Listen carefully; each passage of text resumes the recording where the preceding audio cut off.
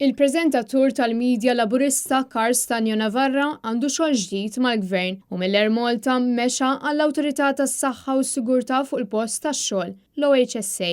Stanjo Navarra kien ilu mill-2019 impjegat mal-Malta fid-Dipartiment tal-Komunikazzjoni. Bil-Ministru Laburista ta' dak iż-żmien responsabbli mill-Malta Konrad Mizzi kien għażel lil Stanjo Navarra għal dan l-irwol waqt li baqa' ta' kuljum imexxi programm ta' propaganda politika fuq is-Superman. Dan l-impjieg kien qajjem kontroversja kbira, inkluż fl-eqqel tal-Covid biex issa Karl Stanjo Navarra spiċċa sab post ġdid mal-OHSA. Mistoqsi mit-Times of Malta, Stanjo Navarra qal li dan l-impjieg ġdid illi ngħata mill-gvern mhuwiex sigriet għax sostna li l-Ministru Klajt Karwana ilu xhur li tkellem dwar ir-relokazzjoni tal-ħaddiema tal-Linja Nazzjonali tal-Ajru.